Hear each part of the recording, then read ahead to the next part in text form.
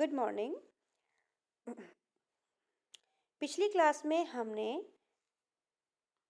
प्रत्यास्थ टक्कर जो कि हेड ऑन कॉलिजन थी, मतलब सम्मुख प्रत्यास्थ टक्कर के बारे में पढ़ा था, जिसको हमने लेबोरेटरी फ्रेम में स्टडी किया था।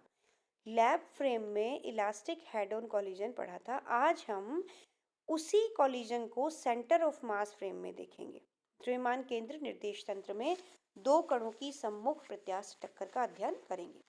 तो देखिए यहाँ पर माना कि कणों के द्रव्यमान m1 m2 हैं, उनके स्थिति सदिश r1 और r2 हैं। ये जो r1 और r2 हैं ये किसके सापेक्ष हैं?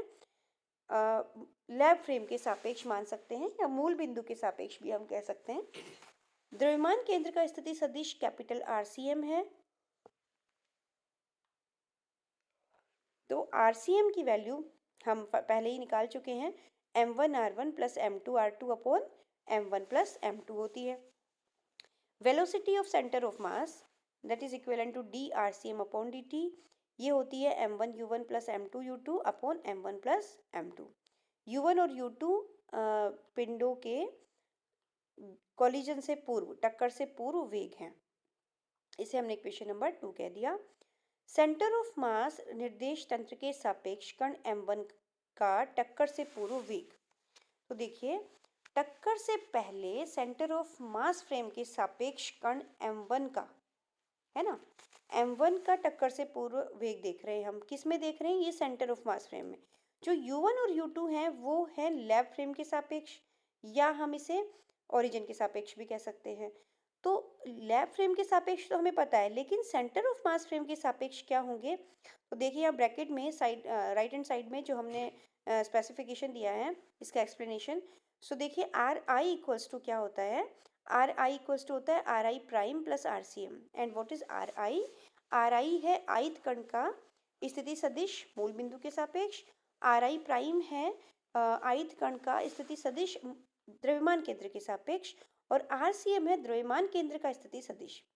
तो देखिए VI क्या हो जाएगा? VI इक्वल्स टू हो जाएगा VI प्राइम प्लस VCM। तो VI प्राइम क्या हो गया?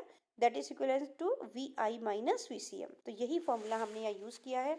तो UI प्राइम हो गया U1 प्राइम हो गया U1 माइनस VCM। ओके, जहाँ U1 प्राइम सेंटर ऑफ मास के सापेक्ष कण m1 का वेग है, इसी तरह U1 मूल बिंदु के सापेक्ष कण m1 का वेग है, और VCM है सेंटर ऑफ मास का मूल बिंदु के सापेक्ष वेग। तो ये चीज़ें आपको बहुत क्लियर होना बहुत ज़रूरी है। इन यही बेसिक्स हैं, अगर ये क्लियर हो गई तो हम पूरा डेरिवेशन इजीली कर सकते हैं। सो देखिए U1 prime equals to U1 minus VCM की वैल्यू पुट कर देंगे इक्वेशन 2 से, और इसे सॉल्व कर लेंगे। U1 प्राइम हो गई m2 U1 minus U2 upon m1 plus m2। This is equation number 3। Then m2 का सेंटर ऑफ मास फ्रेम में टक्कर से पूर्व वेग U2 प्राइम इक्वल्स टू हो गया U2 माइनस VCM। इसको सॉल्व किया तो हमें मिली equation number 4, that is U2 prime equals to m1 U2 minus U1 upon m1 plus m2। तो ये 3 और 4 हमें क्या बता रहे हैं? ये टक्कर से पूर्व के वेग हैं कण m1 और m2 के, लेकिन किसमें? सेंटर ऑफ मास फ्रेम में। द्रव्यमान केंद्र निर्देश तंत्र में टक्कर से पूर्व पिंडों के वेग क्या है? U1 prime and U2 prime, और लैब फ्रेम में U1 एंड U2 थे। अब देखिए सेंटर ऑफ मास फ्रेम में बाह्य बल की अनुपस्थिति में टक्कर से पूर्व का कुल संवेग कितना है? m1 U1 prime plus m2 U2 prime. ठीक है, तो अब हम इसकी वैल्यू निकालते हैं। m1 U1 prime plus m2 U2 prime की वैल्यू, तो U1 प्राइम और U2 प्राइम का यहाँ पे मान रख दीजिए और इसको सॉल्व कीजिए। तो यहाँ पे हमारे पास आ गया m1 U1 prime plus m2 U2 prime equals to 0। यहाँ से हमने U2 प्राइम की वैल्यू निकाली minus m1 upon m2 into U1 prime. तो ये U2 प्राइम और U1 प्राइम में रिलेशन में बता रहा है। अब देखिए माना कि टक्कर के बाद कणों के वेग सेंटर ऑफ मास फ्रेम में क्या हो जाते हैं? V1 प्राइम और V2 प्राइम हो जाते हैं। तो संवेग संरक्षण सिद्धांत से, क्योंकि टक्कर से पूर्व कुल संवेग कितना आ रहा है? 0 आ रहा है। m1 U1 prime plus m2 U2 prime की वैल्यू 0 हमें मिली है। तो टक्कर के पश्चात भी कुल संवेग क्या रहेगा? 0 रहेगा क्योंकि संवेग संरक्षित होता है। तो यहाँ हम संवेग संरक्षण का सिद्धांत लगा देंगे। सिंस m1 तो यहाँ क्या हो जाएगा, m1 v1 prime plus m2 v2 prime 0 हो जाएगा। यहाँ से हमने v2 प्राइम निकाल लिया, that is minus m1 upon m2 v1 prime. चूंकि टक्कर पूर्णतः प्रत्यास्थ है, अतः गतिज ऊर्जा संरक्षण नियम से क्या होगा, पूर्णतः प्रत्यास्थ टक्कर के लिए टक्कर से पूर्व की गतिज ऊर्जा और टक्कर की बाद की कुल गतिज ऊर्जा इक्वल होती हैं। तो यहाँ हमने ये कंडीशन रख दी, half m1 u1 is prime square plus half m2 u2 prime square equals to half m1 v1 prime square plus half m2 v2 prime square. Put the values of u2 prime and v2 prime. यहाँ पर u2 prime और v2 prime की values put कर दी हमने, इसको solve कर दिया। इसको सॉल्व करने के बाद हमारे पास इक्वेशन आई u1 prime square equals to v1 prime square. इससे हमें क्या मिली, v1 prime equals to plus minus u1 prime. इसी प्रकार v2 प्राइम, अगर हम उसमें पहले जहाँ हमने u2 और v2 की वैल्यू पुट करी थी, u2 प्राइम और v2 प्राइम की, इसी तरह नेक्स्ट में हम u1 प्राइम और v1 प्राइम की वैल्यू पुट करेंगे। तो u2 और v2 में रिलेशन आ जाएगा v2 prime equals to plus minus u2 prime.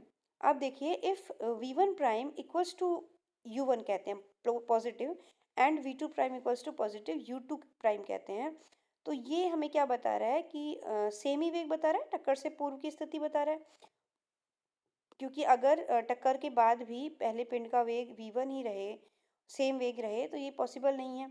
तो सेकेंड वाली केस हम लेंगे कि v1 प्राइम को हम लेंगे minus u1 prime and v2 prime को हम लेंगे minus u2 prime. Okay, so that is टक्कर के पश्चात सेंटर ऑफ मास फ्रेम में कणों के वेगों के परिमाण तो सेम ही रहेंगे, लेकिन एक विमीय टक्कर में वेगों की दिशा विपरीत हो जाएगी कि पिंड जो है अपनी डायरेक्शन चेंज बिल्कुल रिवर्स कर लेंगे, वेग वही रहेंगे। अतः v1 प्राइम की वैल्यू हो जाएगी, हाँ यहाँ पर हम लेंगे माइनस u1 प्राइम और that is equivalent to minus m2 u1 minus u2 upon m1 plus m2। इसी तरह v2 प्राइम की वैल्यू हम लेंगे minus u2 prime equals to minus m1 u2 minus u1 upon m1 plus m2। Okay, next ये हो गया हमारा centre of mass frame में। तो v1 प्राइम और v2 प्राइम हमें क्या दे रहे हैं, टक्कर के पश्चात कणों के वेग दे रहे हैं सेंटर ऑफ मास फ्रेम में। ठीक है, तो ये हमने फाइंड आउट कर लिया। नेक्स्ट हम ले रहे हैं दो कणों की सीधी प्रत्यास्थ टक्कर जब टक्कर के बाद पिंड चिपक जाते हैं। तो देखिए, ये भी इलास्टिक कोलिजन है, वही हेड ऑन कोलिजन है, सम्मुख है, लेकिन इस केस में क्या हो रहा है कि टक्कर संयुक्त निकाय बना रहा है। दोनों टक्कर आपस में जुड़ जाएंगे, दोनों पिंड आपस में जुड़ जाएंगे और एक संयुक्त पिंड का निर्माण करेंगे। इसको भी हम दोनों ही फ्रेम्स में स्टडी करेंगे। तो पहले हम ले रहे हैं लैब फ्रेम में, प्रयोगशाला निर्देश फ्रेम में ये टक्कर की बात हम करेंगे। माना कि दो कणों का द्रव्यमान m1 और m2 है, टक्कर से पूर्व वेग u1 और u2 है। यहाँ लैब फ्रेम में हम प्राइम का यूज़ नहीं करते हैं। सेंटर ऑफ मास फ्रेम में वेग जो होंगे उनके ऊपर प्राइम लगाना, आपको वेग हो या पोजीशन वेक्टर हो या संवेग हो या फिर त्वरण हो या फिर फोर्स हो, तो सेंटर ऑफ मास फ्रेम में प्राइम का यूज़ करेंगे और लैब फ्रेम में प्राइम का यूज़ नहीं करेंगे। तो टक्कर से पूर्व हमने वेग माना u1 एंड u2। टक्कर के बाद कण चिपक जाते हैं, जुड़ जाते हैं और एक संयुक्त कण का निर्माण करते हैं। संयुक्त कण का द्रव्यमान आता है m1 प्लस m2 और वेग होगा v। संवेग संरक्षण नियम से टक्कर से पूर्व कुल संवेग बराबर होगा टक्कर के बाद का कुल संवेग। सो टक्कर से पहले का कुल संवेग है m1 u1 plus m2 u2 और टक्कर के बाद क्योंकि संयुक्त निकाय बन रहा है तो उसका द्रव्यमान m1 प्लस m2 होगा और वेग v है, तो यहाँ हमने v से मल्टीप्लाई कर दिया और v की वैल्यू हमने निकाली m1 plus u2 m1 u1 plus m2 u2 upon m1 plus m2। अब देखिए, हम अगर एक स्पेशल केस ले इसमें कि माना कि दूसरा कण स्थिर अवस्था में है। हमने माना कि एक पहला कण m1 द्रव्यमान का जो कण है वो u1 वेग से m2 द्रव्यमान के कण की ओर आ रहा है जो कि स्थिर अवस्था में है। m1 m तो क्या होगा इक्वेशन संवेग संरक्षण के नियम से m1u1 equals to m1 plus m2 into v। So v की वैल्यू हमें मिलेगी m1u1 upon m1 plus m2। Okay, अतः v जो होगा वो लेस देन u1 होगा। यहाँ पर आप देख सकते हैं कि m1 जो नॉमिनेटर में m1 है वो लेस देन होगा डिनोमिनेटर से m1 प्लस m2 से। ये जो क्वांटिटी है m1 वो m1 प्लस m2 से डेफिनेटली लेस देन होगा, तो v जो है लेस देन होगा u1 से। v किससे लेस देन होगा? u1 से। इसका मतलब कि अगर पहला कण u1 वेग से किसी स्थिर कण की तरफ बढ़कर टक्कर करता है और बाद में दोनों ही कण आपस में जुड़ जाते हैं और ये जो सिस्टम है वो किसी v वेग से गति करता है, तो v डेफिनेटली u1 से कम होगा। तो देखिए टक्कर से पूर्व गतिज ऊर्जा k1 equals to half m1 u1 square, और जो सेकंड पिंड है उसकी, क्योंकि u2 हमने ज़ीरो लिया है यहाँ पर स्पेशल केस में माना है, तो उसका काइनेटिक एनर्जी में योगदान ज़ीरो होगा। इसी तरह से टक्कर के पश्चात गतिज ऊर्जा k2 की value half m1 plus m2 into V square होगी। k2 इक्वल्स टू यहाँ पर हमने v की वैल्यू रख दी और इसे सॉल्व किया हमने। सॉल्व करने के बाद हमारे पास रिमेनेंट रहा m1 upon m1 plus m2। And now since again m1 is less than m1 plus m2 है, तो definitely k2 is less than k1 होगा। तो टक्कर में ऊर्जा का क्या हो रहा है? ह्रास हो रहा है। टक्कर में ऊर्जा का क्षय हो रहा है। टक्कर में ऊर्जा दूसरी किसी गतिज ऊर्जा किसी दूसरी ऊर्जा के रूप में ट्रांसफॉर्म हो रही है। तो यहाँ पर k2 is less than k1 है, तो ऊर्जा का मतलब ये अप्रत्यास्थ टक्कर की तरह व्यवहार करेगा। ये कौन सी टक्कर हो गई? एक तरीके से अप्रत्यास्थ टक्कर, जब सिस्टम में दूसरा पिंड अगर हम स्थिर अवस्था में लेते हैं तो। इसी टक्कर को नेक्स्ट क्लास में हम द्रव्यमान केंद्र निर्देश तंत्र में भी अध्ययन करेंगे। Thank you.